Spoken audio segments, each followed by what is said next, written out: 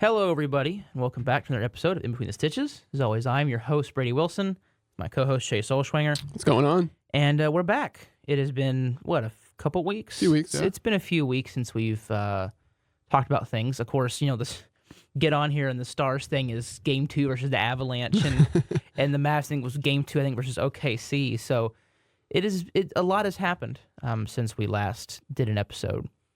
One of which, we're just going to get the bad one out of the way. Stars. Look, we're all sad because, and I think I'm sad for the veterans that, especially Pavelski, guy that's given everything and just can't get that cup. So someone floated an interesting idea. Would he do what someone on Colorado did this, where they didn't play half the season, then came back unretired halfway through and came back to his team and made a run. And I could see Pavelski doing that. I think if the Stars are in position, which they hopefully should be going into next season, where they think they can win the cup, I don't see why they wouldn't, entertain that. Just bring him back for the minimum for 1 year, and if it doesn't happen next year, don't try. Yeah, but because he definitely didn't look like Pavelski of old in the playoffs. Yeah, it's definitely time for him to call it, but he's still got a little bit left in the gas, I think. We'll see for half a season. We'll see. It'll be interesting to see what the Stars decide to do, but we're hoping that Dutchy and Tanev come back. Yeah, I think that's priority number 1 and 2 is getting those guys back, and then I don't know if I haven't looked much into the offseason recap. I'm gearing up for the finals tomorrow before I start looking at what the Stars should do because I want to look at both of them equally. So we'll see. Yeah, I'm hoping that we can bring those two guys back. Other than those two, there's really nobody that's truly notable. You're adding Maverick Bork next year for a full season, so you're getting better. Yeah, Clearly, that's what's funny is you probably are going to get slightly better. Hopefully, he can help on the penalty kill and I think this is what's frustrating me, and this is what it's been on my mind ever since we lost, which is we shouldn't have lost. They had 10 shots on goal, 11 shots, something like that, and they scored 2 goals. Both of them power up. Congratulations. Little soft clap. You can score goals and we don't have 5 players on the ice. So and I think that's why I'm mad, is that I don't think we should have lost. I don't think they were better than us. I think we are a better team, but they got lucky. And I hate saying that because Connor McDavid, it's hard to say Connor McDavid got lucky, but it is pure luck that we shot 34 shots and one of them landed. Yeah. No, they had an all-time performance in goal from Stuart Skinner, which is unfortunate. And sometimes, you need that from your goalie to literally win you games, and that's what happened. And it's unfortunate for the Stars that it was an elimination game. Yeah. But, I was talking to you earlier. I think if you ran that whole script back, that whole series back, and the shots on goal for each team, the defense played by each team, I don't think they'd lose like that twice in a row. Are you doing what the Pirates used to say? If 10,000 simulations, this is the only way we lose. Exactly. And I think that it was just unfortunate. And, like you said, I don't like, I want to give Edmonton their flowers because they played well. Yeah. And they deserve to make it. But it's hard to say because it's my team, but I think we did get unlucky. And it's just unfortunate because going into this series, there wasn't a lot of analysts and a lot of people out there. Just the public, the public in general was picking the Stars to win the series. And typically when your team loses in a series to the better team, you don't really feel as upset. And you're like, well, you know what? They tried, but they were not supposed to win this series. It's okay. But the Stars, were supposed to win this series. And they were supposed to be contending for a cup. And it's just really unfortunate how things played out, and you just got to move on to next season. Got to wash this away and just move on and be back and better next year. Well, I remember we came off of our stuff last year when we lost to Vegas and just said, okay, hey, Vegas was a better team. Yeah. This is their year. Next year, and I remember Zach telling a story about a team in the 80s, and they were walking by. I can't remember the full story, but he told a story about how they realized that, what it was going to take to win, and they came back next year and won it. So I think me and you and probably Zach, who isn't here today, maybe we can get him on sometime soon, give his thoughts, which I'm sure are pretty similar to ours, but he'll probably have some fun hockey stats and factoids for us that we don't have. Yeah. But I think what's frustrating is that we came up with, for the last year, we have all been thinking, okay, if I were to put money on any of after Vegas last year, during the Rangers were still going, Mavericks it was death. Yeah. And the Cowboys hadn't played yet. If you had said, okay, every team's going to play, the rest of this Rangers season, who's going to win the championship? Who put money? I'd say, well, probably next year in the Stars. That would have been my bet. So I think we've all just kind of been thinking. It's why I didn't get too high during the Vegas series. I got a little high just because it was like, okay, well, there's a chance. It was Vegas and it was exciting, and we finally vanquished our foe. But at Colorado, because it kind of felt like I expected this. Let's just keep like it didn't. I didn't get too jumpy and exciting like I did when I did when we beat the Rays or beat the Orioles, because I expected this. I'm not going to get all jumpy probably until we're either facing elimination or the finals, because I fully expected we're going to go through Vegas, we're going to go through Colorado, we're going to go through whoever we face, we're going to go through Edmonton, and we're going to beat whoever we face in the finals. But the finals is where I'm going to get jumpy, because now, okay, we're here. So I think it's more disappointing. Yeah. It's more just frustrating and more just great. Now we got to wait a whole another year before we make, because it's a foregone conclusion we're going to make the playoffs, barring everybody getting hurt. Right. Knocking on the desk here, because with the Rangers, yeah, right. I've seen it. But we'll see. It's more frustrating because I really felt like I'm about to see two of my teams potentially just several months after watching one of my other teams win championship, and so it kind of. But hey, I'll settle for 2 out of 4. I'll settle. I'll be for okay that. with it too. But we're gonna leave them for last. They're gonna be the dessert. We're gonna move to. Well, let's do the Cowboys next, because it's pretty quick. Yeah. Justin Jefferson got extended, which matters for us because CD Lamb. It might matter in a bad way, though, because maybe CD's out there, which, as much as I love CD, I don't think he's better than Jefferson, but CD could be like, well, hey, if Jefferson's getting 140, I want 150. No, I don't think he will. No. And I don't think he'll say that, and I also don't think he'll get that. No. But CD's, he's potentially a top 3 receiver in the football, and he's worth that money. But now that Jefferson got that, I think CD anywhere, I don't know, 120. Is that right? I mean, some people are saying between 30 and 35 million AAV. We'll see. I hate to say it because I'm just so used to my team re-signing its own players, but I guess got this bad feeling that we're not gonna. You've got 3 superstars on your team. Superstars that could be all 3 faces of the league. You got Dak. I don't care what people say, he's a superstar. The quarterback for the Cowboys is a superstar, whether or not talent-wise, but I think he's a superstar talent. CeeDee Lamb, Micah Parsons. Then you have a bunch of secondary stars. Trevon Diggs. I'd put Zach Martin in that category. Trying to think who else. Just because of age, maybe, but yeah. Tyler Smith is etching himself into that category of star players that are, Pro Bowlers. So, unfortunately, you're not going to be able to pay them all. I hate to say it, feels like this could be the final year since 2021, you've had 3 dart throws at the board, and all 3 you've missed the board. You have hit the wall. You have hit the window. It then went through the window into the neighbor's house and hit them in the butt. That's kind of what your seasons have ended like. This other one, this last season, it ended like you threw the dart. It went through the wall, through the window, a clear explosion, and then turned back and came into your eye. That's about what it felt like. So you don't want to put that this is the year, and I don't mean that this is our year. I mean that you don't win this year, your team is probably, unless you've unearthed new superstar players, your team is probably going to look very, very different next season. Yeah. Especially with the report today that Zach Martin could be mulling retirement after this season. It makes me more nervous because I have yet to see this team do anything that makes me believe they can win a Super Bowl, other than I know that we've got talent at every position. Yeah. Sorry, if you hear the creaking, I'm trying to move this mic so I can see Chase because I can't see him.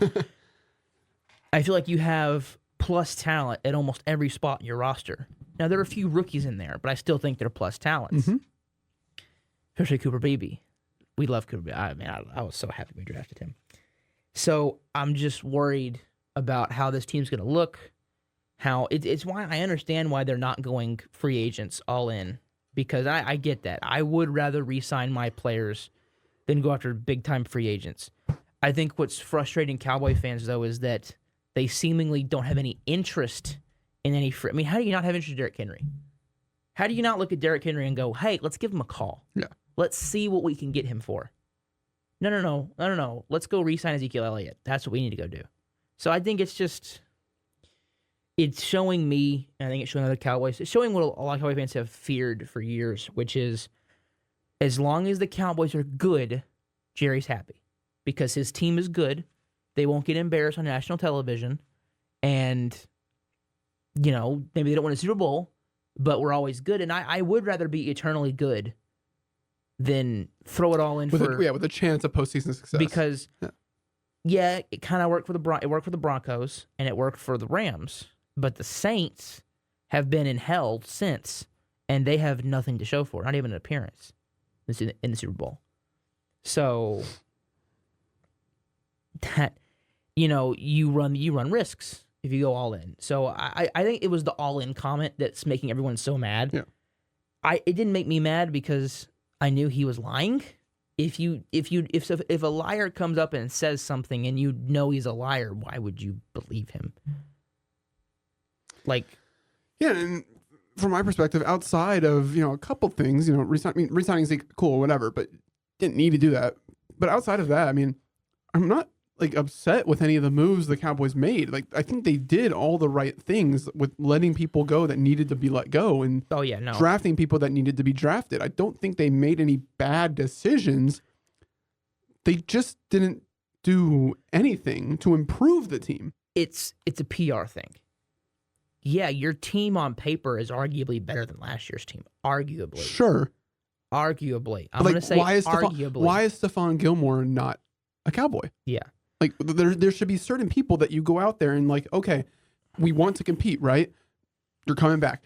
You can get Gilmore for a cheap deal, I'm sure. For 1 year. You're not committing yourself to a big deal. There's no reason why he should not be on any team right now, especially after a good year. He clearly showed that he is still a good cornerback. He's not DPOY Gilmore, but he's still... Of course not, but he was a guy that who's very reliable on third down. If you throw his way, there's going to be a swat, There's going to be a stop. And those are guys you need on your team. And with the cornerback depth that we have, and Trayvon coming back and we got Bland and Gilmore, that's something, bearing no injuries, you don't have to touch that position. Right.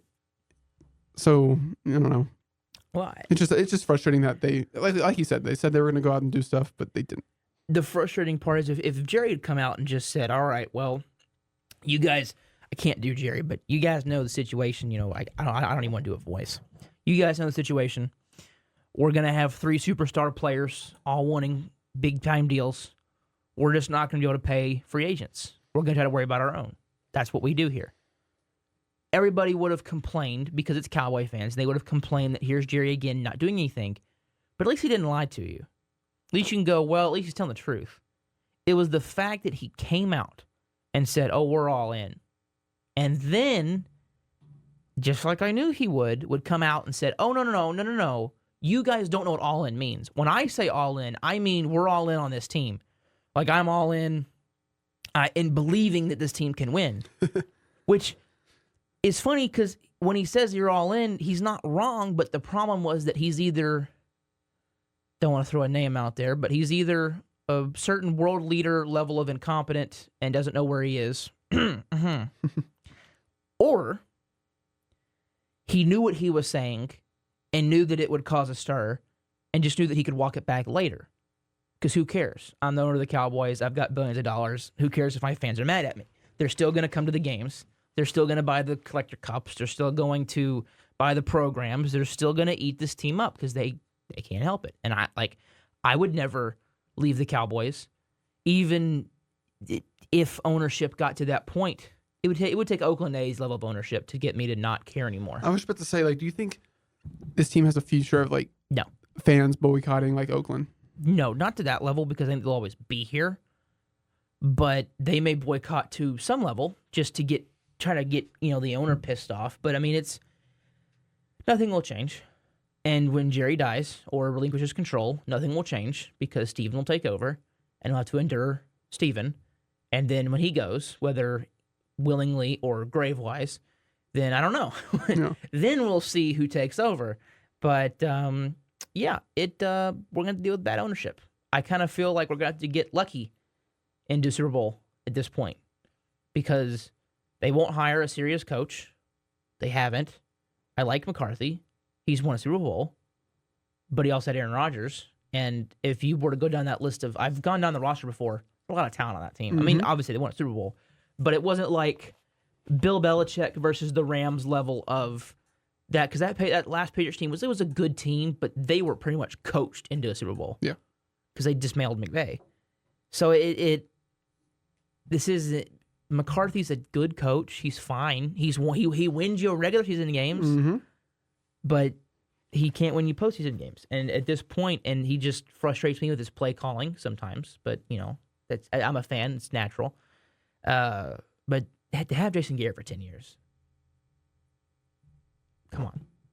Yeah. This is what we're doing. Yeah. Jason Garrett, after having since Jimmy, I think they've had two really good coaches. Parcells and Wade Phillips in terms of football coaches. Maybe not success here, but knowledge of the game. Those are probably your two best. And it's just frustrating. Lots to show for it. Yeah, now it's now even more frustrating because we're talking about the Cowboys. I mean, Mike is going to want the highest non-QB deal ever.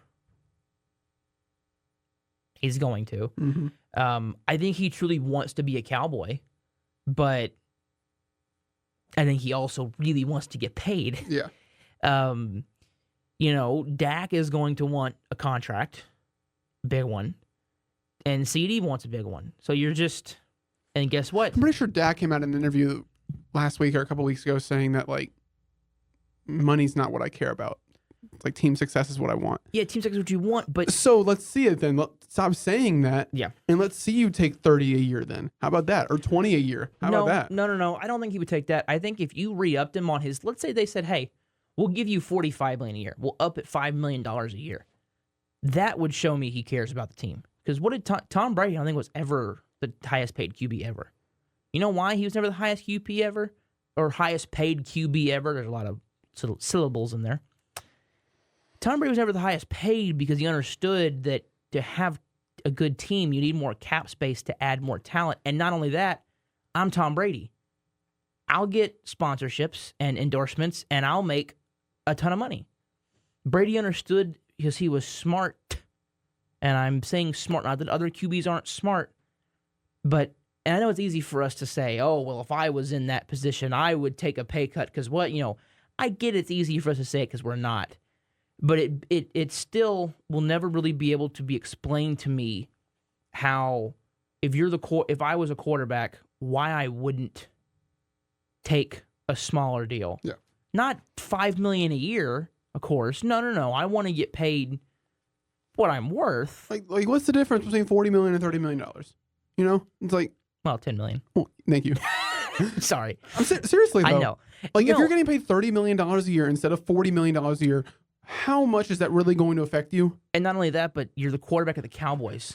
I mean, and Dak has his smart bed endorsement. How many commercials is Dak? Dak's on several different commercials. Yeah. So, it frustrates me because it's greed. Hey, that's what capitalism is. It's greed. It's making as much money as you possibly can. I get that. I'm a capitalist. I'm an American.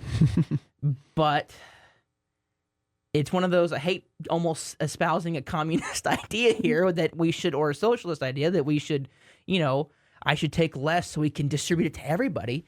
But, well, it's kind of what we're saying is that, there's a certain pool of money to go around and quarterbacks want X amount. And if, X amount takes up so much, then okay, you can, how many times has Mahomes restructured his deal?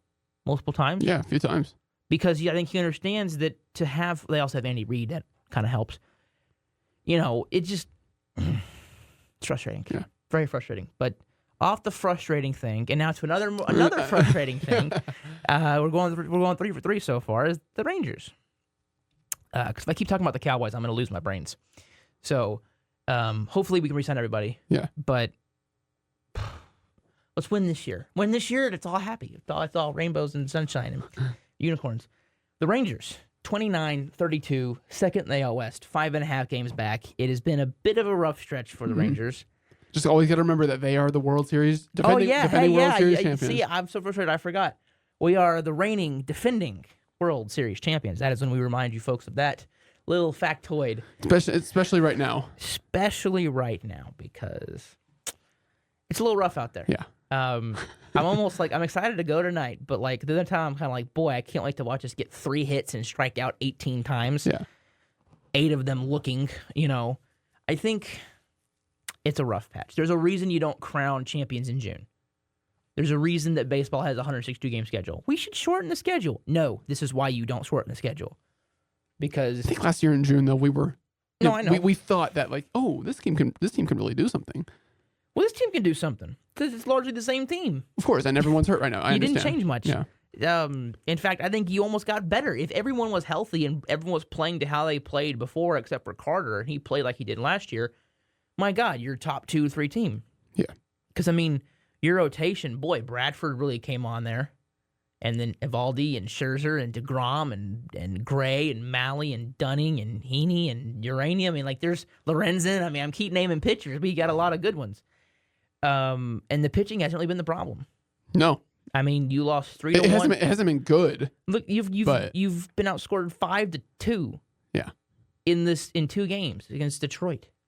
Yeah, 2-1 and. Oh yeah, we did score 1. 2-1 and 3-1. So it's just like, come on. What are we doing here?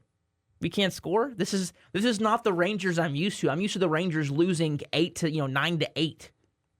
We hit 2 grand slams, but they hit, 2 and then a solo shot. That's what I was saying to myself last night because I was watching the game while I was eating dinner because unfortunately there's no Stars or Mavs to watch until tomorrow. I know, yeah.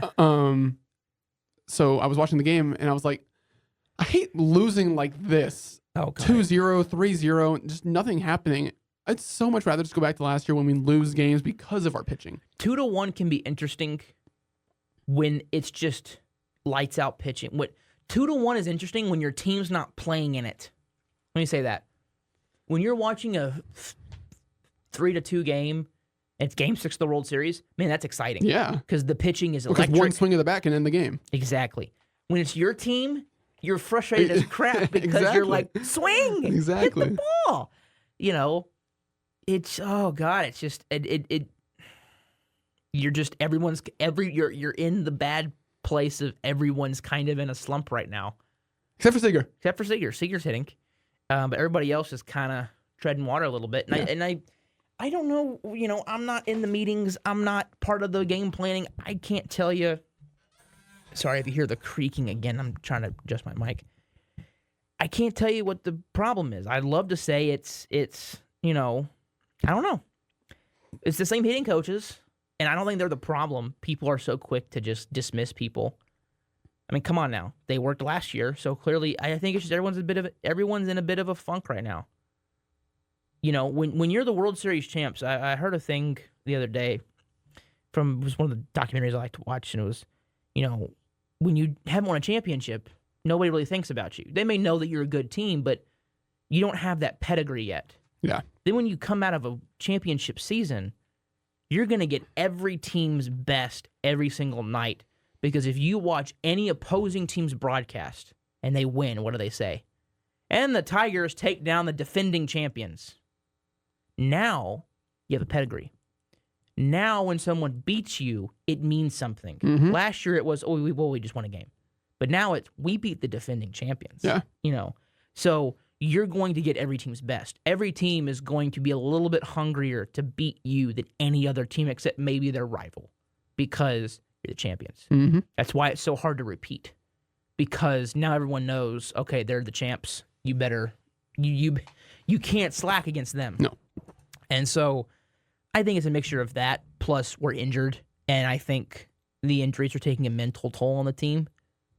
People have talked about Josh Young. He's kind of one of the vocal fiery leaders. He's kind of one of him and Garcia seem to be kind of two of the more vocal leaders in the lineup, whereas Seager and Simeon are the quiet, steady, you watch what I do leaders, right? Whereas Adolis and Young will tell you what they're doing. Yeah.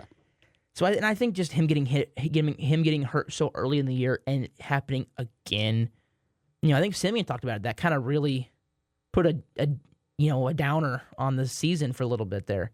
And I think just, you're hurt and everyone's hurt and everyone's just trying to do a lot. I think people are trying, if that makes sense. Well, you're the World Series champion, so you should be winning 8-0 every night. Remember, you won 5-0. Yeah. And you walloped the Rays in not the Rays. You walloped the Diamondbacks in games 4 and 5, kind of 5 and 5, right? You walloped the Orioles. I mean, you did wallop the Orioles. You walloped the Rays. Yeah. You kicked the crap out of the Astros in the last 2 games. Come on, why can't you do that now?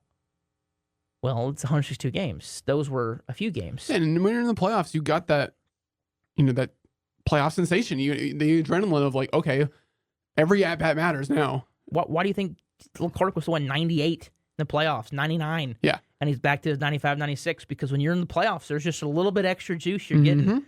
And, it's true. He's starting to come around, too. I know he gave up the home run, but he pitched him like 2 innings. So, I mean, Clark's not really a multi-inning guy. In a pinch, maybe. I just think, look, if we can get everybody healthy. Yeah. The problem is, and this is where I think the Rangers... I just don't want it to be... Sorry to interrupt. I just don't want it to be too late because you're not going to make the playoffs being second in the division this year. It's never too late. It's not going to happen. Could be. The thing is... What I'm saying is that like these teams in the American League are getting better and really good. All of the AL East is going to make the playoffs. Let me say this. Or not all, but you know what I mean. Like a majority of the AL East is going to make the playoffs. AL Central looks good.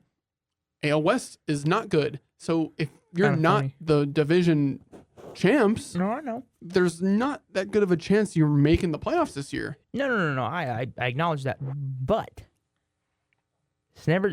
I will not start panicking about this. If I'm not panicking at all. If we're 3 games below 500, heading into the waning days of August, okay, now I'm starting to really feel the pressure because, right now you're 5.5 out of the division. In 2 weeks, 2 weeks you could be first. Mariners go in a big slump, you go on a big streak, you're now in first again. It happens. Baseball teams go on hot streaks. Not every team's a wire-to-wire just juggernaut like I thought we may be this year. Yeah. This team is going to have to get a little scrappy, kind of like it did last year a little bit, towards the end especially.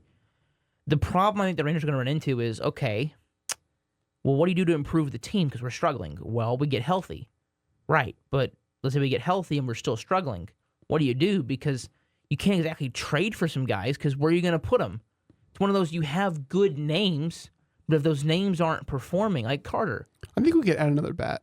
And I thought about this. Well, let's say we add another bat. First of all, the first name that came to mind was Tommy Pham. I'd love to add him to our team. So let's say we trade for Tommy Pham. Where's he going to play? You trade for Grossman. You have Carter. You have Langford, Tavares, Garcia, Jankowski. DH. You have Langford. That's the problem. Is that put Langford in the field though? That's the problem. Okay, you put Langford in the field. Where you putting Carter? Off day.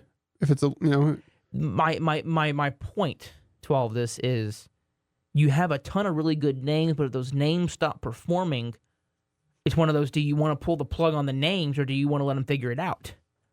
Right. That's where I think the Rangers are going to run into some problems. Yeah. What do you do? Do you go out and add some pieces? Because you can. You have the minor league talent to do it and be able to continue to have a pretty good farm system. But correct. What do you do? This is where it gets interesting. So we'll see what they do. Yeah. I am inclined to just let them ride it out. Look, this team won before. If they can't win it again, oh well, it's the championship level team still. And I think it's interesting to note Bruce Bochy won it in 2010, 2011, didn't go to the playoffs. Won it in 2012, 2013, didn't go to the playoffs. 2014, went to the World Series, won it. 15, I don't think they went to the playoffs. So this is a pattern for Bochy. So that means we're not going to go to the playoffs this year. In 2025, we're going to win it. We're not going to go in 26, and in 27, he's going to win his third one with the Rangers, and he's going to retire. Yeah. So that's what's going to happen. So we'll see. I don't know what we're going to do, but Yeah. I'm enjoying the season. I'm enjoying watching baseball. I'm not worried. I mean, the high from a championship team will. Yeah, they're clearly having a hangover. I mean, a World Series hangover. But I hate calling it a hangover, but I think it's more. You were a championship team. Why can't you? It's okay. Think about Garcia. I was the ALCS MVP. I was the man. Why can't I do it right now? we all know this is how Adolis has played. He's played like this for years, where he's going to bat 240 with 35 home runs. We know that's going to happen. No, I know that, but I think that why there's just a lot of struggles for the team. My guess would be if it's mental, it's well, we did it last year. Why can't we do it again? Yeah. Right. It just we'll see. I'm not worried about it. It's June. It's June the 5th. We just got through a third of the way through. I mean, we're I'm not worried. Yeah. We're 61 games in. So I got about 100 games to go. I mean, yeah. I'm not worried. I'm just not. You're going to have to play better than 500 ball. Yeah. Yeah. But I'm not worried. I am not starting to worry till the All-Star break. Then I'll look at it. Okay, how do we look? Well, we're still 2 games above 500. Okay, well, how do we look going in the trade deadline? How do we look in? We'll see. Yeah. I'm nervous because I don't want to miss the playoffs. I don't want to be one and done. Yeah. Especially with the talent you have on your roster. And then the excitement coming off of it going, man, we've got Langford and Carter coming next year. We've got an owner that's willing to spend, a GM that knows how to spend it. Boy, we're going to be good for the next 10 years. And then the year after, you can't even muster up a playoff appearance. It would suck. It would. But then I'll go back and watch 2023 highlights and be happy again. So. Yep. But now we're going to end with something that's going to make us all happy before we leave today. The Dallas Mavericks have made the NBA Finals. How about that? Well, it's certainly interesting. If you'd have told us that this time last year, I think even you would have been, really? Yeah. What now? Because this time last year, we just got, we traded for Kyrie, he played 20 games, and we don't make playoffs. Teams, then what are you going to do? It was definitely a diet. We hadn't drafted Lively yet. Nope. Gafford and PJ were not here yet. Nope.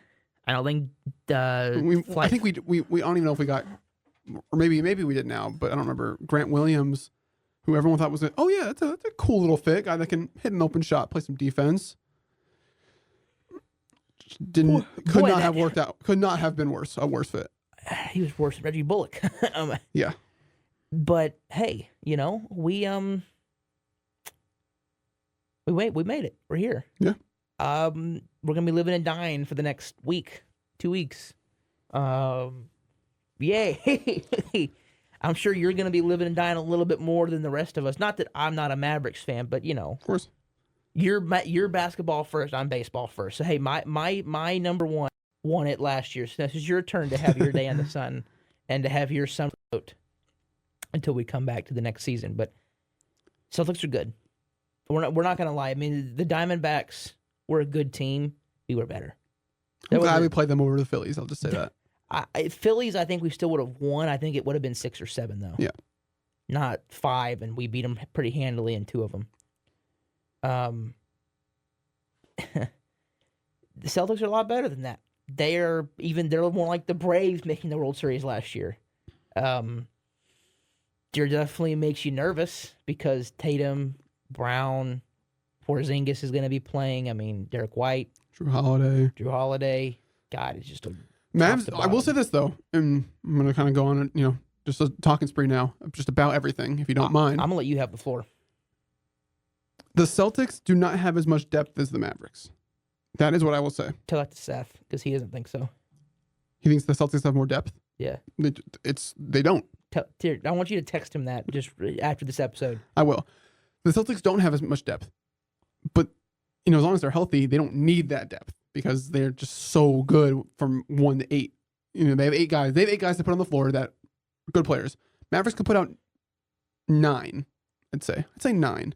That can, well, you obviously got your starters on Luka, Kyrie, PJ, Derek Jones, and Gafford, Lively, Josh Green, Jaden Hardy, and unfortunately can't put Hardaway in there anymore. Exum. Don't know if you can put Exum out there. Maxey.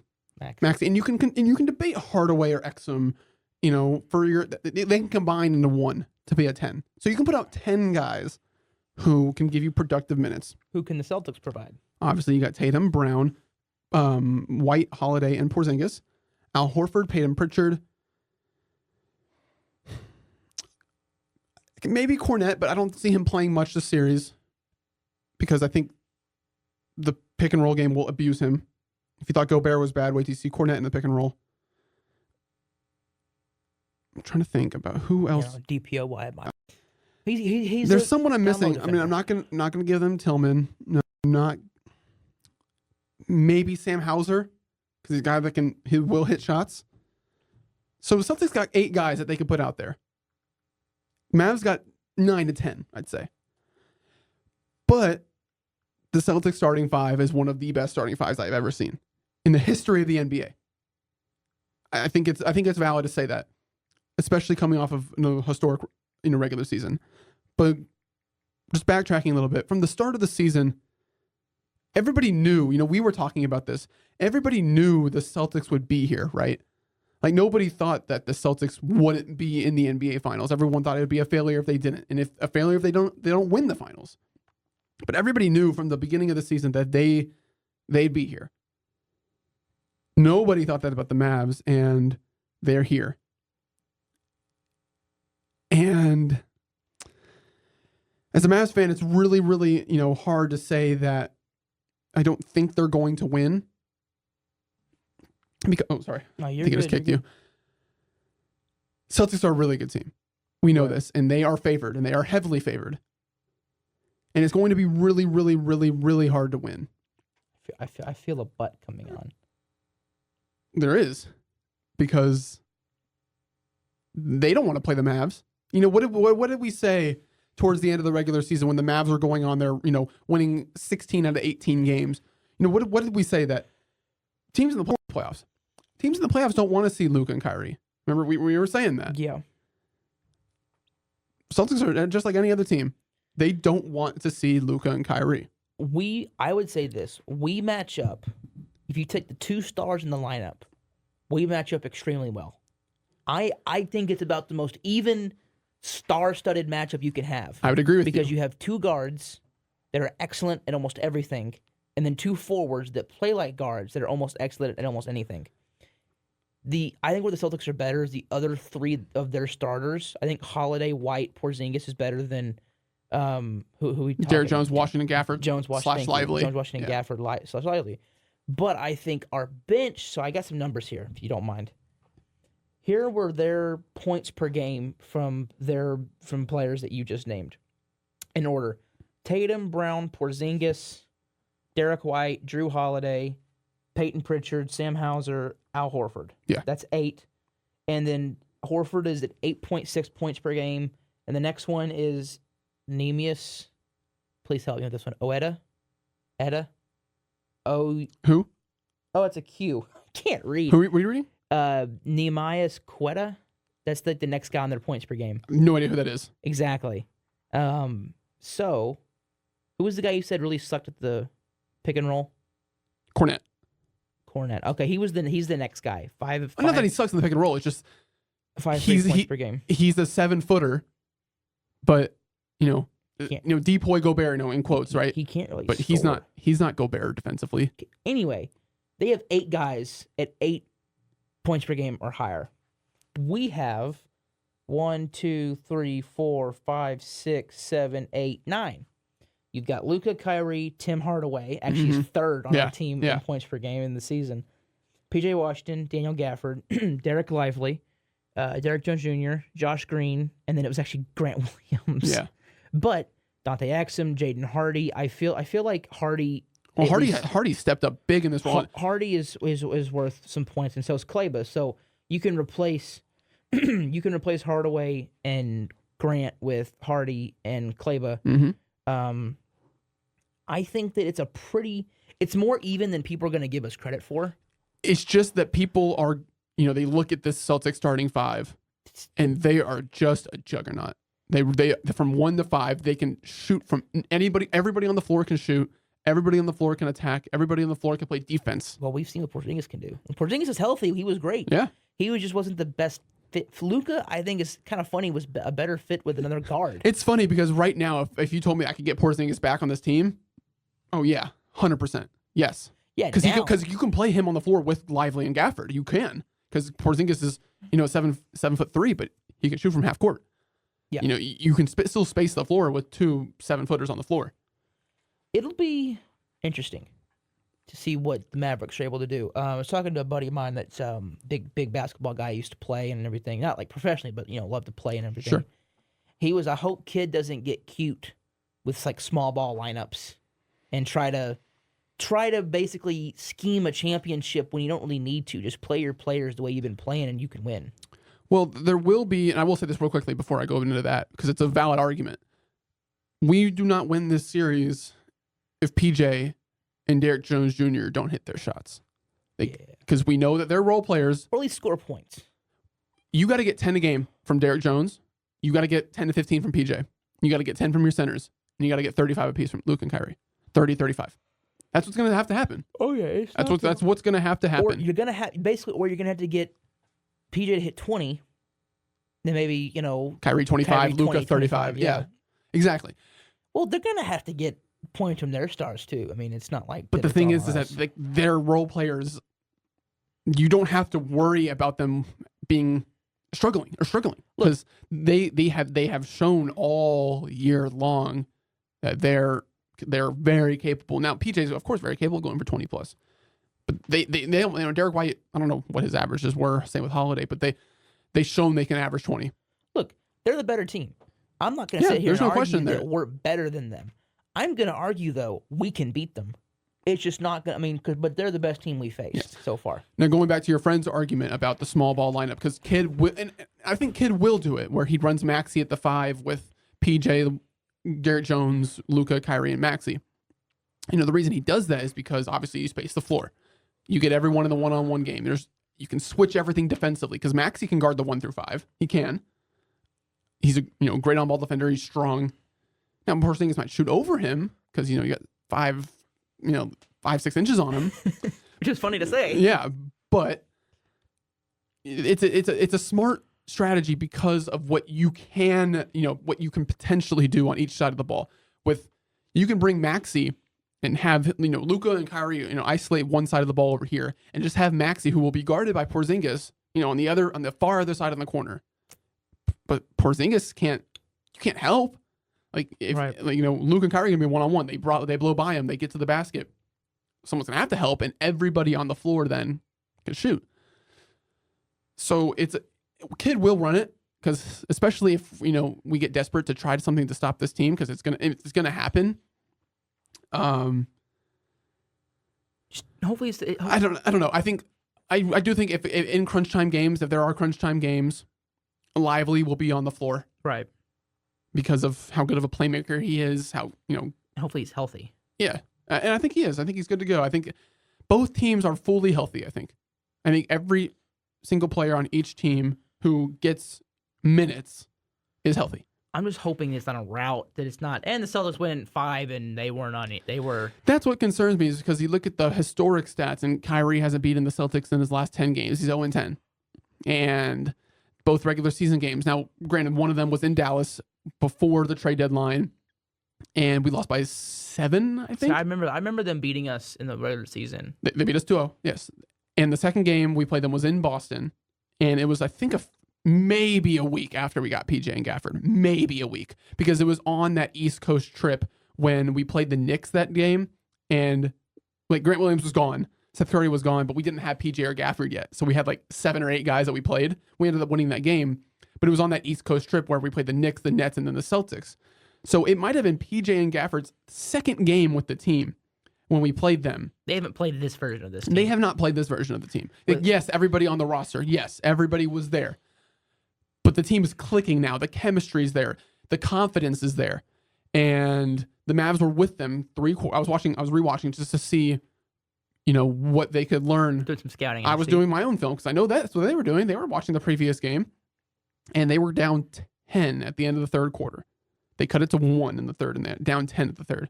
So They were with them for 3 quarters, and they ended up losing by 28. But we'll see what happens. I know that's as a fan, as someone who believes in this team, as someone who loves this team more than anything, they can do it. Oh, yeah. But as cliche as this sounds, everybody is going to have to step up. Yeah. Because this isn't the first round. This isn't the second round. This isn't the regular season. This isn't the third round. This isn't a Clippers team that you can just kind of out depth. Yeah. This isn't a Thunder team that you can out experience. And this isn't a Timberwolves team that you can just kind of push over once you start moving backwards. Yeah. Because that Timberwolves team, they weren't mentally tough. I wanted to play the Nuggets. Like when the Nuggets were up 20 in Game 7 versus Timberwolves, I was happy because I wanted to play the Nuggets because of the matchups. Everybody knew Timberwolves were the number 1 defensive team in the league. They were. The matchups, they were a physical team. They were a strong team. They had the defensive player of the year. Not on the perimeter. Not on the perimeter, that's correct. But the Nuggets didn't match up well with the Mavs, which is why the Mavs beat the Nuggets a couple times in the regular season because Jokic isn't Gobert. Well, obviously talent-wise, Jokic, beats them in everything. But Gobert is physical. He's tall. He's athletic. I thought that, with the Mavs, how they love throwing alley-oops, they'd be able to get Jokic in the pick and roll, and he's not quick, and you'd be able to throw lobs over him because he can't jump. He is a bit of a K-Lod. They didn't have a guy like Jaden McDaniels or Anthony Edwards when it comes to defense. Aaron Gordon was their best defender, but he wasn't anything special. So I thought the Mavs offensively would be able to outwork them, and because their defense has really stepped up, I thought, okay, well, they can work out and then get some stops versus the Nuggets. Timberwolves, great offensive team, but also the best defensive team. So I was like, as much as I hate to say it, I want to play the defending champions because it's just the matchups. Clearly, I was wrong because the Mavs looked like they were the better team from Game 1. Even though the first 3 games when they won was a combined 13 points. I don't care. So every game was, down to the wire, which led in... See, if that's how the script was versus the Nuggets, it wouldn't have went like that because the Nuggets are experienced. They've been here. The Timberwolves... They were, let's be real. They were not clutch at all. They have not been here. The Nuggets have. So maybe that experience helped out there. And I think Ant's a good player. But if I'm being honest, if I'm judging, and I haven't, again, unfortunate part about not basketball being not number 1 or 2 is that I don't get to see all the players as much as other people do. So my experience with Ant was that series. And I didn't see much that was like... I think it's just like Ant put up 40 plus, which is another rest of my argument. Ant put up 40 plus multiple times in that Nuggets series because there's nobody. Ant's a superstar. No, there was nobody to guard him. They didn't have that defensive presence. They were just such an offensive minded team, which is why I thought the Mavs could maybe work them a little bit defensively and win that series easily. But what does it say about the Mavs to beat the Timberwolves? Then to go, the Celtics are the second best defensive team. Well, we beat number 1, so who cares? Remember after the Nuggets lost to the Timberwolves in Game 7, and everybody on the Ernie, Draymond, Charles, Love that Chuck, and Shaq, or I said Chuck twice. Charles, Ernie, Kenny, Shaq, and Draymond. They were all picking the Wolves. Everybody picked the Wolves, and there were a few analysts. I think there was 10 reports from ESPN, I think, and I think 6 went Timberwolves, 4 went Mavs. But everybody was, riding the Anthony Edwards train, and everybody was like, yeah, this is the number 1 defensive rated team. They could frustrate Luka because when Luka gets frustrated, well, we know how good he is when he's frustrated, but when he's, upset or crying a little bit, he doesn't play to his standards. And people were like, well, the physicality of this Minnesota team, that could really struggle because if Luka's struggling, the Mavs struggle. Luka, he facilitates. He's combining for 60 points a game, whether it's 40 points and scoring 10 assists, which equals to 20 points. So we'll see what happens. The Mavs have been they haven't been favored in any of these series, and they are not favored once again. So like we say every time, find a way to take one in Boston in these first couple games. Find a way to take one, and if the Mavs take one, they're in control. That's how it is. They're in control. So we'll see what happens. I don't know. Did I leave off something that we were talking about that I just totally forgot to talk about? I think we covered it. I mean, we're just going to have to see. We will not be here next week, so we'll have to be here. In the next episode, there will be a champion crowned. Yeah. In 2 Wednesdays? I'm trying to think of my schedule. I mean, we'll talk about this behind the scenes. We know off the mic. We'll see. But next time we talk, we will probably have a crown. There will be a champion because I know next week I cannot. So I can't either. So we'll see. But hopefully it's the Mavericks. It'll be definitely must-see television. Time to get all nervous again. Yeah. That's the part about sports. You want your team to succeed. Just came off of it with the Rangers and the Cowboys and the Stars, and now it's right back to getting back on. This is it. This is the last potential 7 games of the NBA season. So hopefully we're the ones winning the majority of it. Yeah. So we will talk to you guys next time, and hopefully it's hey, look at the Rangers. Look at the Cowboys. They extended some guys. Look at what the Mavericks did. The Stars brought back some. I don't know. But hopefully it's good news for us. Hopefully the Mavericks are your 2023-2024 NBA champions. Oh, and I was going to say, I think the Panthers are going to win, by the way. For the NHL? I think the Panthers are going to beat Edmonton. Yeah, I think they are too. Anyway, hopefully the Mavs win. Talk to y'all next time. See you guys.